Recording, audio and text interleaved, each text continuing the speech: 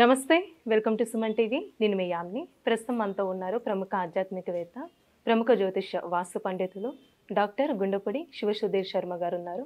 గురుగారితో మాట్లాడి మనకున్న సందేహాల గురించి అడిగి తెలుసుకుందాం. నమస్కారం గురుగారు. శ్రీమాత్రే నమః. శ్రీ గురుభ్యో నమః. గురుగారు, ఇప్పుడు శ్రావణ శనివారాలకున్న అసలు ప్రత్యేకత ఏంటండి? అసలు ఆ రోజు ఏ విధంగా ఆచరిస్తే మంచిదంటారు ఈ శ్రావణ మాసం మొత్తం? కలౌతు కేవలా భక్తి బ్రహ్మ సాయుజ్యకారిణి అని చెప్పి శాస్త్రోక్తి. అంటే కలియుగంలో కేవలం భక్తి మాత్రమే బ్రహ్మ సాయుధ్యాన్ని పొందడానికి మార్గం. అలాగే కలియుగ దైవం ఎవరున్నారు మనకి? వెంకటేశ్వర స్వామి. సాక్షాత్ శ్రీ వెంకటేశ్వర స్వామి వారు కదా. ఆయన జన్మ నక్షత్రం ఏమిటి? శ్రవణ నక్షత్రం. ఈ మాసం ఏమిటి? శ్రావణ మాసం. ఎందుకు వస్తుంది? శ్రావణ పౌర్ణమి రోజున శ్రవణ నక్షత్రం వస్తుంది కాబట్టి ఈ మాసానికి శ్రావణ మాసం కదా. ఆయన జన్మ నక్షత్రం అధిపతిగా ఉన్నటువంటి మాసంలో వెంకటేశ్వర స్వామి వారికి పూజ చేస్తే ఎంత ఫలితం వస్తుంది మనకి? చాలా ఫలితం ఉంటుంది. అంతే కదా. ఇక్కడ మానసికమైనటువంటి ముఖ్యంగా శ్రావణ మాసంలో ఏమీ లేని వాళ్ళు కూడా ఆనందంగానే ఉంటారు. చిన్న చిన్న బీద కుటుంబం అయినా సరే ఆ ఇంట్లో కూడా చక్కగా పసుపు పూస్తారు, బొట్లు పెడతారు, ఆనందదాయకంగానే ఉంటుంటారు. మామిడాకు తోరణమైనా కడుతూ ఉంటారు. శ్రావణ మాసం అంతా కూడాను మనకు ఉండేటువంటి చింతలు మొత్తం పోగొట్టి శ్రావణ మాసం వరలక్ష్మి అమ్మవారి అనుగ్రహాన్ని, వెంకటేశ్వర స్వామి వారి అనుగ్రహాన్ని, ఈశ్వర అనుగ్రహాన్ని, మంగళగౌరి అనుగ్రహాన్ని, అలాగే మానసికమైనటువంటి అప్రశాంతతను పోగొట్టేటువంటి చంద్రగ్రహ అనుకూలతని అన్నిటినీ కూడా మనకి వరాల జల్లు కురిపించేటువంటి మాసమే శ్రావణ మాసం. ఈ శ్రావణ మాసంలో పౌర్ణమి రోజున శ్రవణ నక్షత్రం వస్తుంది కాబట్టి చంద్రుడు అధిపతిగా, శ్రవణ నక్షత్రం అధిపతిగా ఉన్నటువంటి మాసం శ్రావణ మాసం కాబట్టి వెంకటేశ్వర స్వామి వారి జన్మ నక్షత్రం కూడా శ్రవణ నక్షత్రం కాబట్టి ఈ శ్రవణ మాసంలో వచ్చేటువంటి శనివారాలు అత్యంత పరమ పవిత్రమైనటువంటివి, అలాగే ఒక ప్రత్యేకతని సంతరించుకున్నటువంటి రోజు.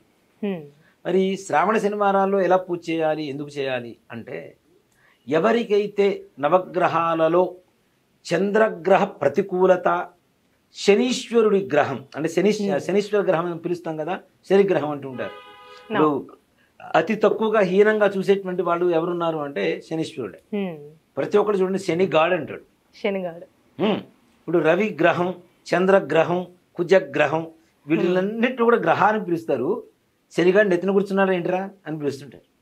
అంటే శనీశ్వరుణ్ణి మనం ఓన్ చేసుకుంటున్నాం. మనం ఇంట్లోకి ఆయన ఆహ్వానం చేసుకున్నాం, ఆవాహనం చేసేసుకున్నాం మనం.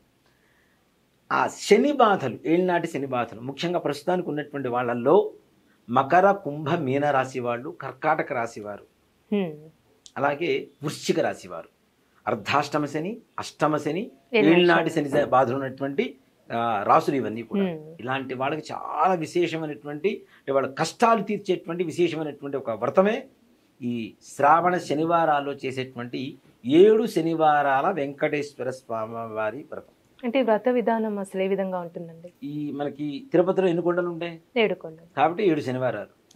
ముఖ్యంగా ఒకటి శ్రావణ మాసంలో ఇందాక మనం చెప్పుకున్న వెంకటేశ్వర స్వామి వారి జన్మ నక్షత్రం కాబట్టి శ్రావణ శనివారం 7 శనివారాల వ్రతం శ్రావణ మాసంలో మొట్టమొదటి మాసంలో ప్రారంభించుకుంటే, మొదటి వారంలో ప్రారంభించుకుంటే మనకి ఆటోమేటిక్గా భాద్రపద శుద్ధ పౌర్ణమి రోజుకి దాదాపు 7 వారాలు పూర్తవుతాయి. దీంట్లో ఒక పరమార్థం చూడండి. ఇక్కడ మానసికమైనటువంటి బాధలు పోగొట్టేటువంటి మాసం శ్రావణ మాసం. చంద్రుడు అధిపతిగా ఉంటున్నాడు. ఉత్తరాభాద్ర నక్షత్రం అధిపతిగా ఉండేటువంటిదే భాద్రపద మాసం. ఉత్తరాభాద్ర నక్షత్రాధిపతి ఎవరు? శనీశ్వరుడు. శని బాధలు ఇందాక మనం ఏం చెప్పాం? శని బాధలు, చంద్రగ్రహ బాధలు పోవడానికి కోసం ముఖ్యంగా ఈ వ్రతం చేస్తామని చెబుతాం.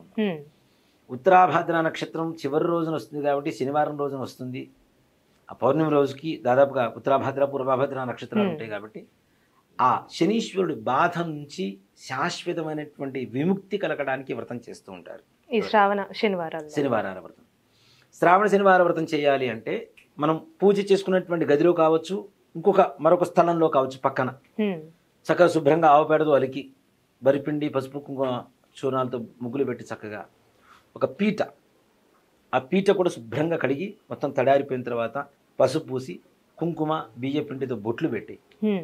దాని మీద ఒక వస్త్రం పరిచి తుండుగుడ్డ, దాని మధ్యలో బియ్యం, ఆ బియ్యం మధ్యలో వెంకటేశ్వర స్వామి వారి కలశం ఉండాలి. హ్మ్.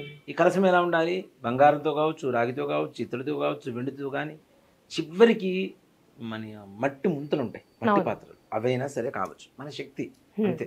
భగవంతుడు కొండంత దేవుడు కొండంత పత్రి తీసుకురాలేం కాబట్టి ఒక చిన్న ముంతైనా పెట్టుకొని దాంట్లో కొద్దిగా నీళ్లు పోసుకొని దాన్ని కూడా శుభ్రంగా చుట్టూ పసుపు కుంకుమ పూసుకొని వెంకటేశ్వర స్వామి వారి తిరునామం అంటాం కదా, నామం పెడతాం కదా, అలా నామం పెట్టి కొబ్బరికాయ కూడా శుభ్రంగా పీచు మొత్తం చుట్టూ ఉండేటువంటి ఆ రజనంతా కూడా మొత్తం శుభ్రంగా తీసేసి దాన్ని కూడా పసుపు పూసి అక్కడ కూడా నామం ధరించి ఒక బ్లౌజ్ ప్లీజ్ మనకి ఏదైతే రవిక వస్త్రం ఉంటుందో ఆ వస్త్రాన్ని చక్కగా ఫోల్డ్ చేసేసుకుని మడత పెట్టేసుకొని త్రికోణంలో స్వామివారి కొబ్బరికాయ మీద పెట్టేసి దానికి కూడా బొట్టు పెట్టేసి వెనక ఈ కలశం వెనక వెంకటేశ్వర స్వామివారి పటం ఉండాలి.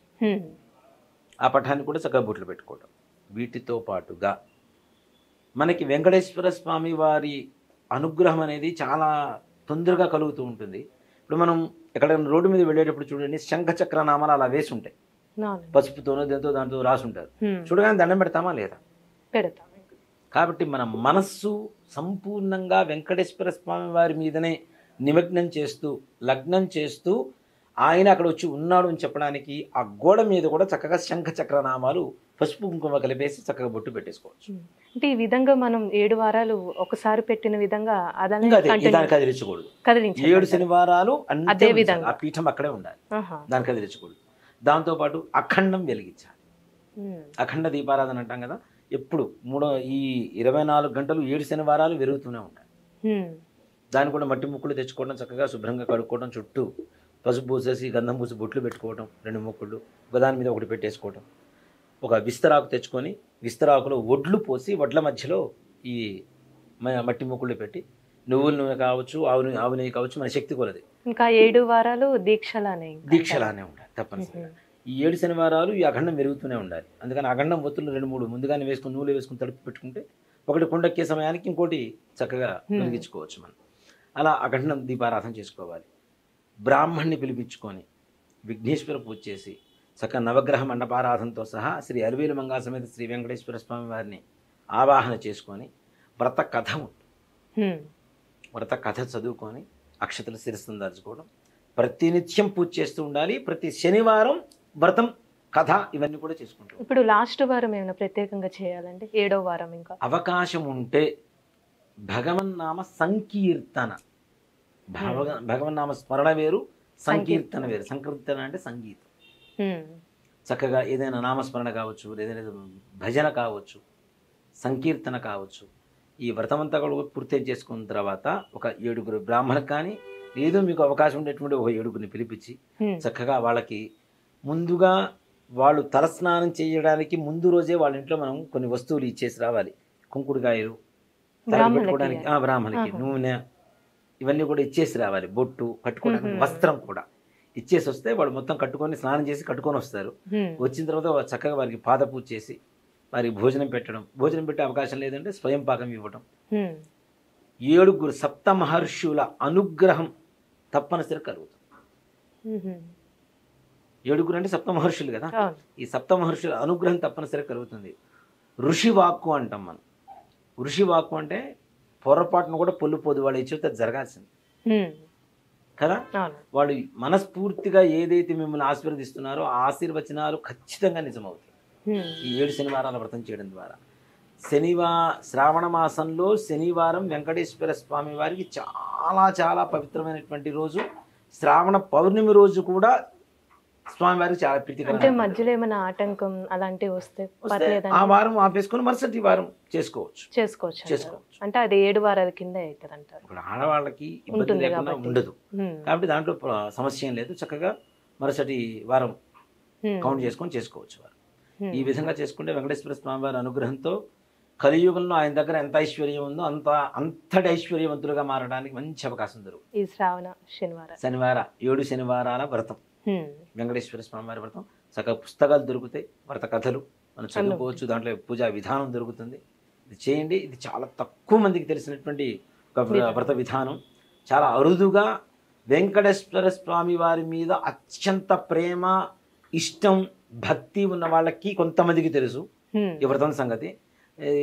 చాలా మందికి చాలా తక్కువ అవునండి. మందికి తెలిసినటువంటి వ్రతం ఇది. హ్మ్. నిజంగా చెప్పాలి అంటే మన యూట్యూబ్ చరిత్రలో కూడా ఎవరు చెప్పుండరు ఇదే మొదటిది అని అనుకుంటున్నా. నేను అనుకోవడం అయితే చెప్పుంటే మనం ఏం చేయలేం, కానీ తప్పనిసరిగా చాలా అరుదైనటువంటి వ్రతం, చాలా పవిత్రమైనటువంటి వ్రతం, చాలా